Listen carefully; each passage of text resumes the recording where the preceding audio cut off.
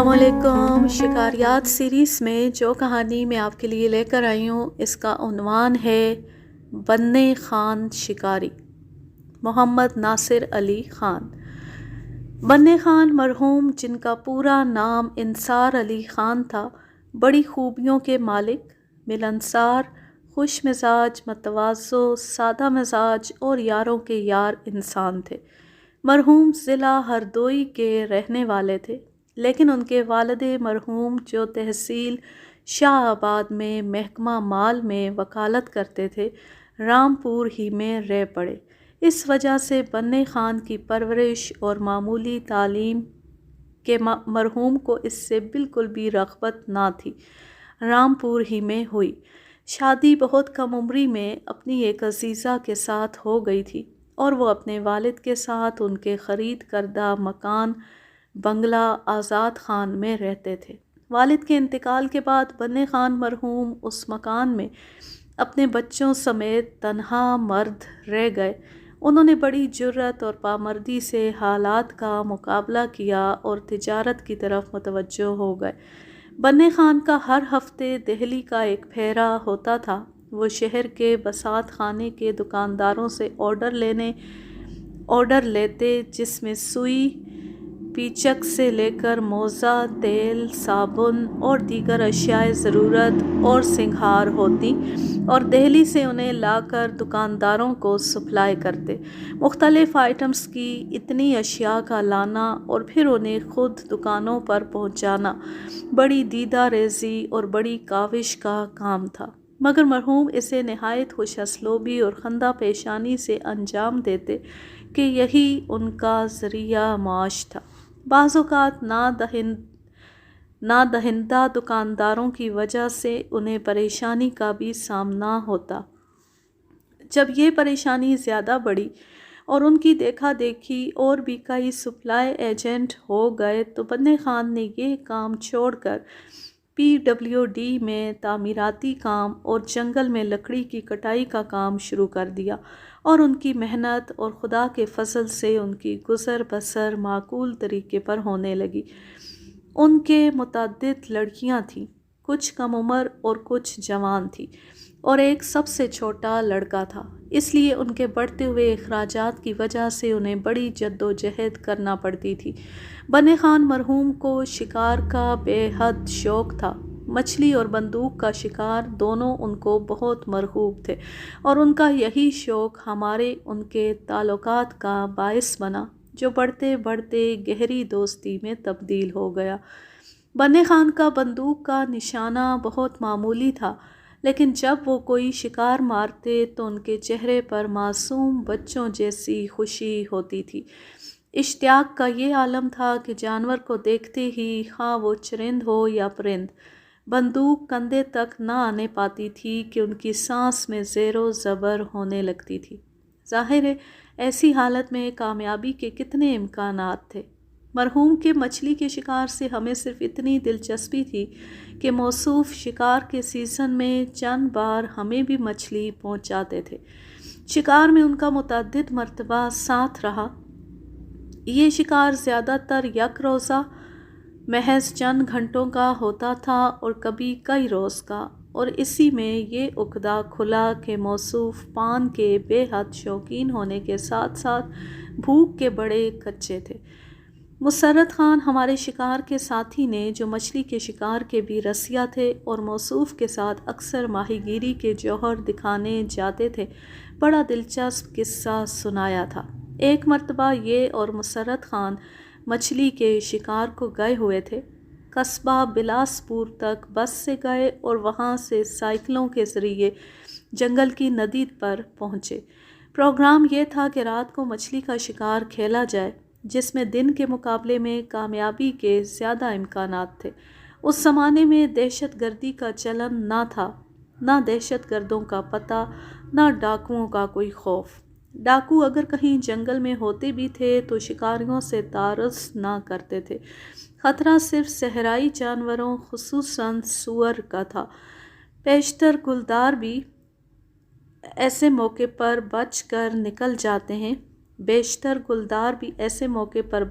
نکل جاتے ہیں۔ ریچھ ہمارے جنگلوں میں پائے ہی نہیں جاتے، لہٰذا یہ لوگ بندوقیں بھی لے گئے تھے تاکہ دن نکلنے پر کچھ شکار بھی کر لیں۔ موسم خوشگوار اور گلابی جاڑوں کا تھا۔ یہ لوگ اطمینان سے شکار کھیل رہے تھے اور بطور چارہ مینڈکوں کو کانٹے میں لگا رہے تھے۔ چند گھنٹوں میں انہیں اچھی خاصی کامیابی ہوئی۔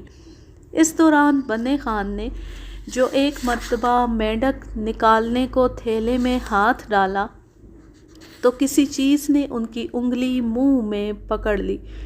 انہوں نے گھبرا کر ہاتھ کھینچا تو دیکھا کہ کوئی فٹ بھر لمبا سانپ ان کی انگلی پکڑے ہوئے ہے۔ ہاتھ کو جھٹکا دینے پر وہ سانپ زمین پر گرا اور کسی طرف گھاس میں غائب ہو گیا۔ مسرت خان کے حواس یہ دیکھ کر گم ہو گئے۔ انہوں نے جلدی سے ان کے ہاتھ پر ڈور سے مضبوط بندھن باندھا اور جلدی جلدی شکار کا سامان کھینچا۔ جنگل بیابان، رات کا وقت، کسی کو مدد کے لیے پکارنا بے سود، اور اتنی دور قصبے تک اندھیری رات میں سائیکل کا سفر۔ انہوں نے بجا طور پر سوچا کہ اگر زہر کے اثر سے بنے خان پر غفلت طاری ہونے لگی تو واپسی کس طرح ہوگی، اور صبح کے انتظار میں تو بہت دیر ہو جائے گی اور زہر کافی سرایت کر جائے گا۔ لہٰذا بنے خان کو، جو زمین پر لیٹے ہوئے لمبی لمبی سانسیں لے رہے تھے، چوکنا کیا اور چلنے کو کہا۔ جواب میں بنے خان نے ناشتے دان پر ہاتھ ڈالا اور کہنے لگے، مجھے تو بہت بھوک لگ رہی ہے۔ مسرت خان حیران ہوئے اور انہوں نے کہا، بھائی دیر مت کرو، کھانا پھر قصبے میں چل کر کھا لینا، اس وقت تو یہاں سے چلو تاکہ طبی امداد حاصل ہو، دیر تمہارے لیے خطرناک ہے۔ بنے خان نے جواب میں کچھ توقف کیا، پتہ چلا کچھ کھا چکے ہیں اور منہ چلا رہے ہیں۔ مسرت خان اس حرکت پر اور بھی نروس ہوئے اور انہوں نے کہا، یار کیا حماقت ہے، جلدی اٹھو اور چلو، دیر ہو گئی تو چلا بھی نہیں جائے گا۔ موصوف اطمینان سے فرمانے لگے، یار مجھے تو زہر کی کوئی علامت معلوم نہیں ہو رہی ہے، یہ غالباً مچھن ہوگی۔ پانی کے سانپ کو ہماری طرف مچھن کہا جاتا ہے، یہ غیر زہریلا بے ضرر سانپ ہوتا ہے، بلکہ کیمر وغیرہ تو اس کا سر کاٹ کر باقی حصہ پکا کر کھا جاتے ہیں۔ یہ کہا اور اٹھ کر بیٹھ گئے اور کہنے لگے، تھوڑی دیر اور انتظار کر لو، اگر بدن میں کچھ سنسنی وغیرہ محسوس ہوئی تو چلے چلیں گے۔ مسرت خان غریب، حیران و پریشان کہ اس حماقت کا کیا جواب دے، مگر بنے خان کا اطمینان دیکھ کر انہیں بھی کچھ ڈھارس ہوئی۔ تھوڑی دیر بعد بنے خان نے چاقو سے بندھن کاٹ دیا اور کہا، یار اس سے بلا وجہ تکلیف ہو رہی ہے، میں اب ٹھیک ہوں اور اب مجھے یقین ہے کہ وہ پانی کا سانپ تھا۔ اس طرح یہ دونوں حضرات اپنے پروگرام کے مطابق کامیابی سے واپس آئے۔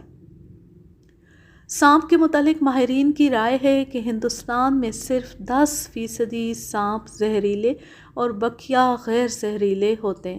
سانپ کے کاٹے سے اکثر اموات زہر سے نہیں بلکہ اس شوق سے ہوتی ہیں جس کی بنیاد متاثرہ شخص کا یہ یقین ہوتا ہے کہ سانپ نے کاٹ لیا، اب موت یقینی ہے، اور یہی چیز اس کی قوت مدافعت سلب کر لیتی ہے۔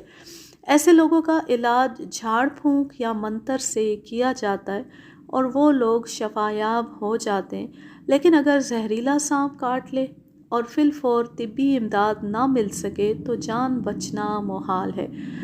فرسٹ ایڈ کے طور پر بعض ہدایات بھی ہیں، مثلاً اس جگہ کو داغ دیا جائے یا چاقو سے خوب اچھی طرح گود کر خوب دبا کر خون نکال دیا جائے اور اس سے قبل کاٹی ہوئی جگہ سے ذرا اوپر مضبوط بندھن باندھ دیا جائے تو اس سے زندگی کے امکانات ہو سکتے ہیں۔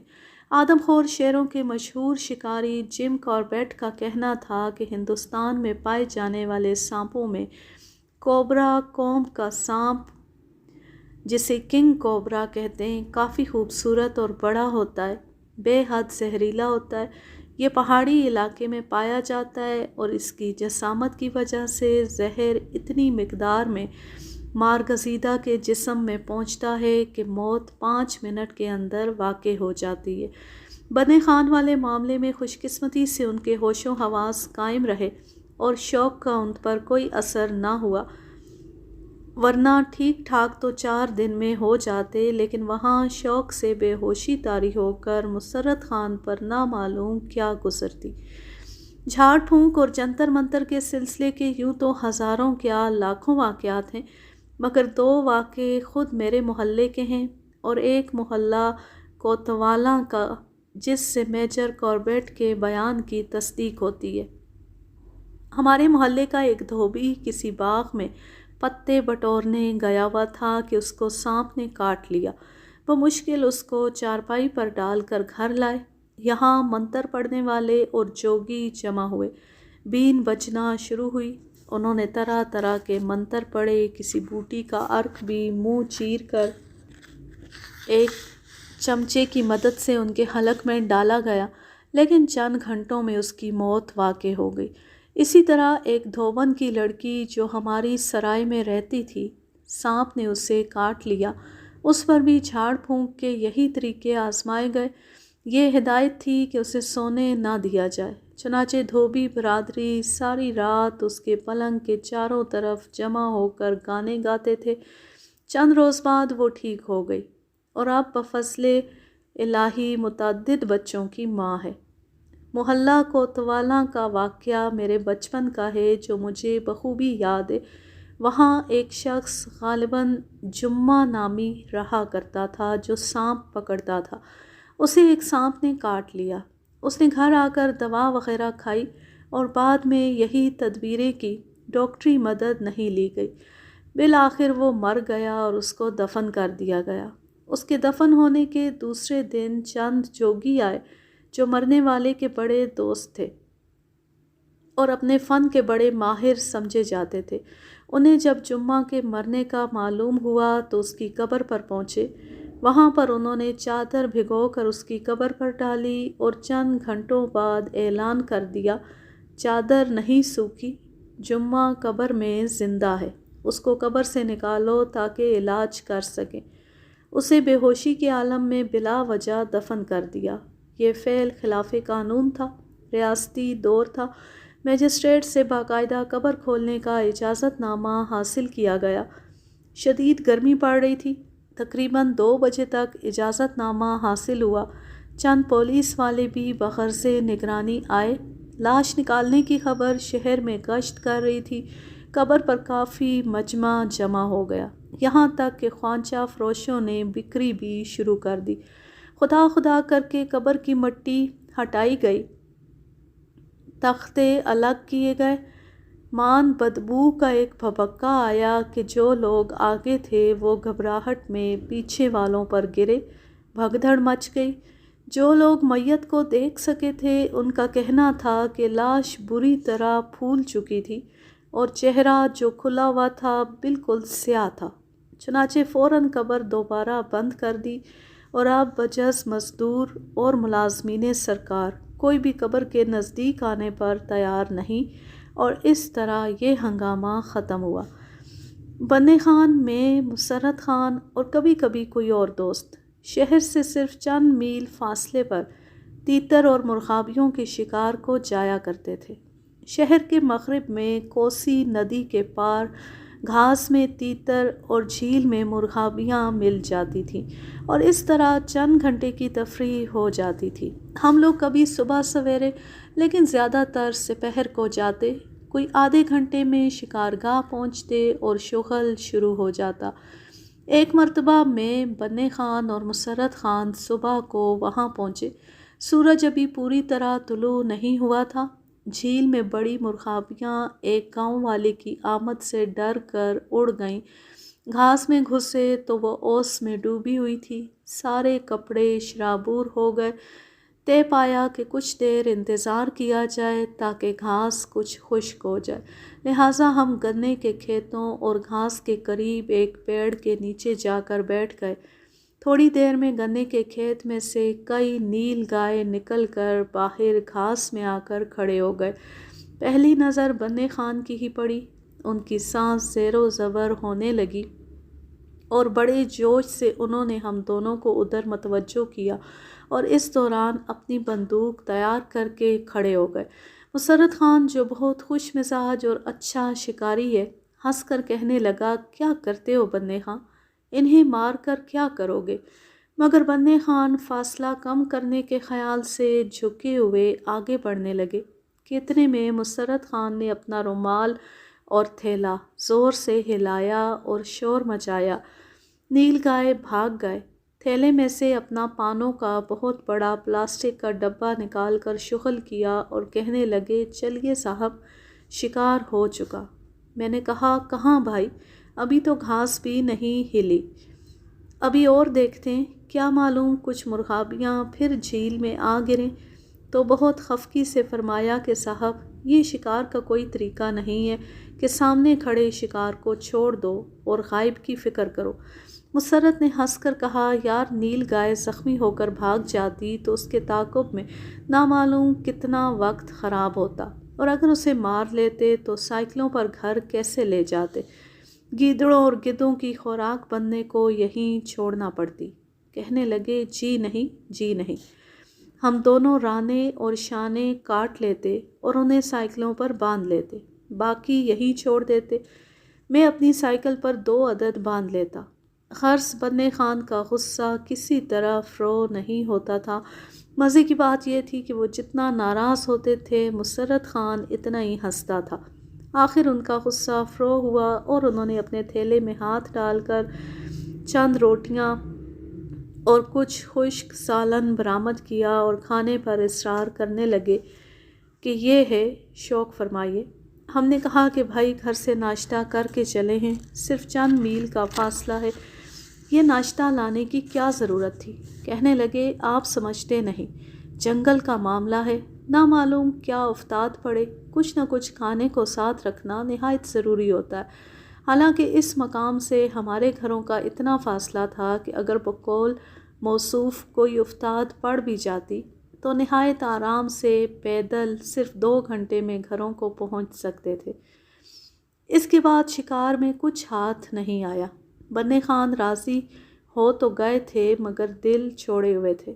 واپسی میں برابر سمجھاتے رہے کہ اس طرح شکار چھوڑنا بڑی بدشگونی کی بات ہے، اور یہ ناکامی اس وجہ سے ہوئی کہ مسرت خان نے نیل گائے بھگا دیے۔ اس علاقے میں نیل گایوں کی بہت کثرت ہے، ٹھاکروں کا علاقہ ہے، وہ لوگ خود اس کا گوشت نہیں کھاتے مگر مسلمان شکاریوں کو برابر مدعو کرتے رہتے ہیں، چونکہ ان جانوروں نے ان کی کھیتیوں کا ستیہ ناش کر دیا ہے۔ ایک مرتبہ بندے خان مجھے اور ایک دوست رشید خان کو مصر ہو کر اپنے ہمراہ ضلع نینی تال کے جنگل کو لے گئے، جہاں انہوں نے لکڑی کی کٹائی کا ٹھیکہ لے رکھا تھا اور مال ٹرکوں سے شہر آتا رہتا تھا۔ یہ جنگل رامپور کے جنگلوں سے زیادہ دور نہیں تھا۔ ہم لوگ صبح سویرے بندے خان کے صحرائی ڈیرے پر پہنچ گئے، جو چھپر کا بنا ہوا تھا، نہایت کشادہ اور آرام دہ تھا۔ ایسے ڈیرے کو وہاں کی اصطلاح میں جھالے کہا جاتا ہے۔ بندے خان کو پہنچتے ہی شکار کی فکر ہوئی۔ دوپہر کا کھانا وہ اپنے ہمراہ لے کر گئے تھے، چنانچہ وہیں سے ایک مزدور ساتھ لے کر رشید خان، میں اور بندے خان جنگل کے قریب ترین حصے میں چلے گئے، جہاں سے مرغوں کی آوازیں آ رہی تھیں۔ رشید خان، جن کے پاس بندوق نہ تھی، ڈنڈا تھا، میرے ساتھ ہو لیے اور وہ دوسرا آدمی بندے خان کے ساتھ ہو گیا۔ یہ سار کا جنگل تھا، موٹے تنے والے نہایت اونچے درخت، بڑے بڑے پتے اور نیچے سے تقریباً صاف۔ سار کے جنگل میں نیچے جھاڑیاں بہت چھدری اور برائے نام ہوتی ہیں۔ یہ تھوڑی دیر میں پہنچے اور 2 مرغ مارے۔ ادھر سے بندے خان کے فائر کی آواز آئی۔ رشید خان نے مجھ سے کہا، چلو اب جھلے پر چلتے ہیں، 2 مرغ کافی ہیں، سپہر کو بھی پھر ذرا دور جا کر شکار کھیلیں گے اور بننے بھائی بھی تو کچھ مار کر لائیں گے۔ ہم لوگ جھالے کے قریب پہنچ چکے تھے کہ بندے خان کے فائر کی آواز آئی۔ ہمیں جھالے میں آئے کافی دیر ہو گئی مگر بندے خان کی واپسی نہیں ہوئی۔ کافی دیر بعد موصوف نمودار ہوئے، پسینے میں شرابور اور چہرہ سرخ، ہمراہی کے ہاتھ میں ایک مرغی۔ دیر کی وجہ پوچھنے پر معلوم ہوا کہ موصوف نے پیڑ پر بیٹھی ہوئی مرغی پر فائر کیا۔ اس کا صرف ایک بازو ٹوٹا، وہ زمین پر گری اور فوراً بھاگ پڑی۔ بننے خان اور ہمراہی نے اس کا تعاقب کیا۔ اسی دوران بننے خان نے خود کو ہلکا پھلکا کرنے کے خیال سے بندوق وہیں رکھ دی اور خالی ہاتھ اپنے ہمراہی کے ساتھ دوڑ پڑے۔ مرغی نے بڑے چکر دیے، لیکن چونکہ کوئی گھنی جھاڑی نہ تھی، یہ اسے پکڑنے میں کامیاب ہو گئے۔ مزہ یہ ہوا کہ مرغی تو مل گئی مگر بندوق غائب ہو گئی۔ کبھی ادھر سے ادھر جاتے ہیں، کبھی ادھر سے ادھر آتے ہیں، کبھی اس پہاڑی گاؤں والے پر خفا ہوتے ہیں کہ سارا جنگل تیرا دیکھا ہوا ہے، تجھے بندوق نہیں ملتی۔ اس بیوقوف نے کہہ دیا کہ شاپ معلوم ہوتا ہے کہ کسی نے اٹھا لی۔ اب تو بننے خان کے ہاتھوں کے طوطے اڑ گئے۔ اس پر اور خفا ہوئے، گویا یہ بھی اسی کی خطا تھی۔ غرض کوئی گھنٹے بھر کی جھک مارنے کے بعد بندوق مل گئی اور بننے خان مرغی لے کر آئے اور یہ واقعہ سنایا۔ میں نے کہا، یار جنگل میں بندوق چھوڑنے کی حماقت کیوں کی؟ کوئی واقعی اٹھا کر لے جاتا تو کیا ہوتا؟ نہایت معصومیت سے فرمانے لگے کہ مرغی تیز بھاگ رہی تھی اور اس ہمراہی کے ہاتھ نہیں آ رہی تھی۔ میں نے سوچا کہ بندوق رکھ دوں تو تیز بھاگ کر پکڑ لوں گا۔ بندوق سمیت تیز بھاگنا مشکل تھا۔ دیجیے داد اس سوجھ بوجھ کی۔ شکار میں اگر کوئی چوپایا ہاتھ نہ لگے تو پرندوں میں موصوف مور کو تیتر اور مرغ پر ترجیح دیتے تھے۔ اسی طرح آبی پرندوں میں کانس تو خیر بڑا جانور ہے، لیکن مرغابی وغیرہ کے مقابلے میں وہ سارس اور اسی خاندان کے دیگر آبی پرندوں کا مارنا مناسب سمجھتے تھے۔ اگر کافی مرغابیاں ہوتی تو اس امید پر فائر کر دیتے تھے کہ شاید 4-6 گر جائیں گی۔ جب ان سے اس نکتے کی وضاحت چاہی تو حسب عادت معصومیت سے کہنے لگے کہ بڑے پرندے میں گوشت زیادہ ہوتا ہے، پکانے میں سہولت ہوتی ہے اور سب لوگ کھا لیتے ہیں۔ گویا یہ کثیر العیالی کا علاج تھا۔ سپہر کو ہم بڑے جنگل کو شکار پر گئے۔ جنگل کے درمیان جو گھاس کے میدان تھے ان کا بڑی احتیاط سے پہرا کیا جاتا تھا۔ ایک بازو کو میں، ایک کو بننے خان اور درمیان میں رشید خان اور پہاڑی مزدور۔ تھوڑی دور چلے ہوں گے کہ بننے خان نے ایک بار پھر فائر کیا۔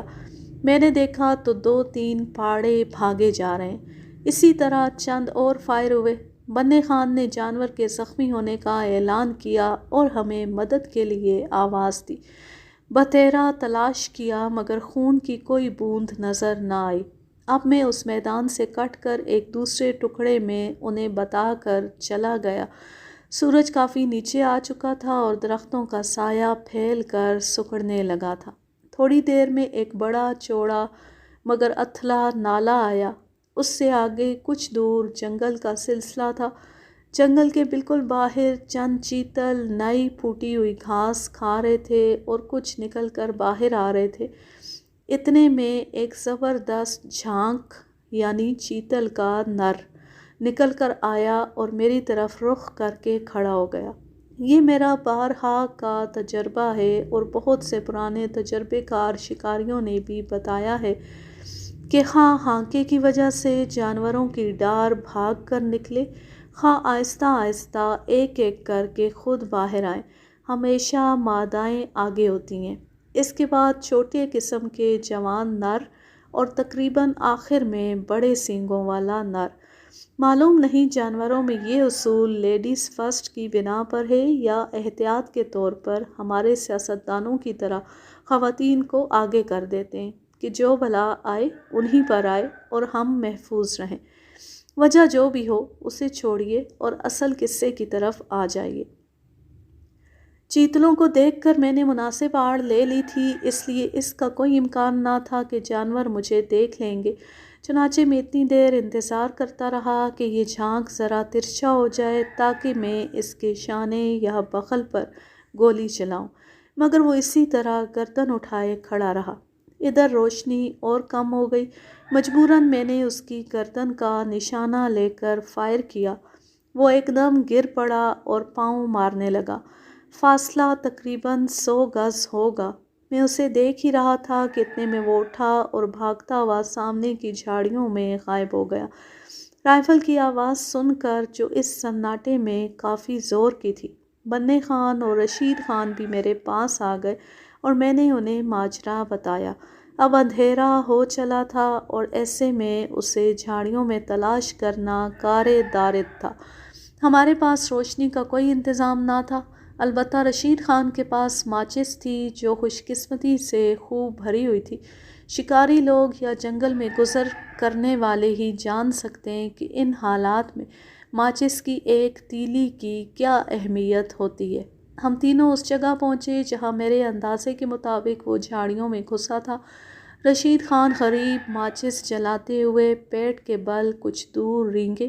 یکا یک جھاڑیوں میں کچھ کھڑبڑ ہوئی، مگر وہ آواز جانور کے بھاگنے کی نہ تھی، بلکہ ایسا معلوم ہوتا تھا جیسے کسی چیز کے زمین پر گھسٹنے کی آواز ہے۔ رشید خان ایک دم گھبرا کر باہر آ گئے۔ اب ہم تینوں جھاڑیوں میں لیٹ کر گھسے۔ رشید خان ماچس جلاتے تھے اور اس کی مختصر مدت کی روشنی میں ہم کچھ آگے کھسک جاتے۔ کوئی 3-4 تیلیوں کے بعد ہمیں اس کی ٹانگ ہلتی ہوئی نظر آئی۔ ہم اسے پکڑ کر کھینچتے ہوئے باہر لائے اور ذبح کیا۔ اس کے سینگوں کے جھاڑی میں اٹکنے سے تھوڑی پریشانی ضرور ہوئی۔ ہماری خوش قسمتی سے جانور جھاڑیوں میں 2-3 گز سے زیادہ نہیں جا سکا تھا۔ گولی سامنے کے رخ سے اس کے نرخرے میں لگ کر دوسری جانب نکل گئی تھی، جس سے وہ اسی جگہ گر پڑا تھا۔ پھر بھی ترنگ میں اٹھ کر کوئی 20 گز بھاگا اور جھاڑیوں میں جا گرا۔ وزن کم کرنے کے خیال سے اسی جگہ اس کا پیٹ چاک کر کے آلائش وغیرہ صاف کی اور پھر ہم تینوں کاندھا بدل بدل کر گرتے پڑتے ٹھوکریں کھاتے اس اندھیرے میں جالے تک پہنچے۔ بننے خان اس قدر خوش تھے کہ راستے بھر چہکتے رہے، البتہ کندھوں کا برا حال تھا کہ کئی روز درد رہا۔ جنگل کی تازہ کاٹی ہوئی لکڑی جس میں باندھ کر جانور کو لٹکایا تھا کندھوں میں گھسی جاتی تھی، مگر یہی تو شکار کا مزہ اور اس کی خوبی ہے کہ ہر اذیت ایک تازہ حوصلہ پیدا کرتی ہے۔ اسی شکار میں بننے خان ایک چیتل کا نوزائیدہ کیا بلکہ اسی وقت کا پیدا شدہ بچہ لیے ہوئے بڑے خوش خوش جالے پر آئے اور کہا، دیکھیے کیا چیز ہاتھ لگی ہے، اس کا گوشت بہت عمدہ اور طاقت دینے والا ہوتا ہے۔ بچہ بالکل بھیگا ہوا تھا، اس کے جسم پر بندوق کی کسی ضرب کا کوئی نشان نہ تھا، بس ذبح کیا ہوا تھا۔ تفصیل پوچھنے پر بتایا کہ ایک چھتری جھاڑی میں چیتل تھی، صاف نظر نہیں آ رہی تھی۔ میں نے اس پر فائر کر دیا تو وہ بھاگ گئی۔ یہ بچہ تھا، میں نے اسے ذبح کر لیا۔ شام کو مزدور جب جنگل سے واپس لوٹے تو ایک مردہ چیتل ساتھ لائے جس کا پیٹ پھولا ہوا تھا اور گراب کے زخم تھے۔ پیٹ چاک کرنے پر ایک بچہ اس کے پیٹ سے برآمد ہوا۔ اب پورا قصہ سمجھ میں آ گیا۔ غریب چیتل جھاڑی میں بچے دے رہی تھی کہ جناب تشریف لے آئے اور بالکل قریب سے فائر کر دیا۔ وہ اٹھ کر بھاگ گئی۔ انہوں نے اس پیدا شدہ بچے ہی کو اپنا شکار سمجھا اور اسے اٹھا لائے۔ یہ دیکھنے کی ضرورت ہی نہ سمجھی کہ چیتل کا کیا ہوا۔ وہ کافی زخمی ہو چکی تھی، تھوڑی دور جا کر مر گئی اور شام کو مزدوروں کو مل گئی جو اسے اٹھا لائے۔ دوسرا بچہ اس کے پیٹ میں موجود تھا۔ اس مفت کے شکار کو پہاڑی مزدوروں نے آپس میں بانٹ لیا۔ بننے خان نے اس بچے کو نہایت اہتمام سے پکایا اور اس کے فوائد گنواتے ہوئے مصر ہوئے کہ ہم بھی اسے کھائیں، مگر رشید خان اور میں نے معذوری ظاہر کر دی۔ البتہ بننے خان خود ہر نوالے پر واہ واہ کرتے رہے۔ آخر میں مرحوم کا ایک کلاسیکل قصہ سن لیجئے جو شکار نہیں، الیکشن سے متعلق ہے۔ یہاں ایک مرتبہ پارلیمنٹ کے الیکشن میں، جس میں اسمبلی کی کئی سیٹیں شامل ہوتی ہیں، ایک آزاد امیدوار نے بننے خان کو اپنے الیکشن کا انچارج بنا کر تحصیل شاہ آباد روانہ کیا۔ بننے خان کا بچپن شاہ آباد میں گزرا تھا اور وہاں ان کے بہت یار دوست بھی تھے۔ اسی لیے ان کا انتخاب کیا گیا تھا۔ اس الیکشن میں وہاں کانگریس کا بول بالا تھا یا پھر ہندو فرقہ پرست جن سنگھ، جو آج کل BJP کہلاتی ہے، کے حمایتی تھے۔ آزاد امیدوار کا کوئی پرسان حال نہ تھا۔ الیکشن ختم ہو گیا، ووٹ توقع کے عین مطابق پڑے، یعنی بھاری اکثریت کانگریس کے حق میں۔ پھر جن سنگھ آزاد امیدوار کو شاید کچھ لوگوں نے ووٹ دیے ہوں یا دھوکے سے پڑ گئے ہوں۔ حیرت یہ جان کر ضرور ہوئی کہ بننے خان نے کوئی کام نہیں کیا۔ پولنگ اسٹیشن پر نہ ایجنٹ تھے اور نہ بینر۔ ووٹروں کی فہرستیں جو موصوف لے گئے تھے وہ بھی ان کی جائے قیام پر پڑی رہیں۔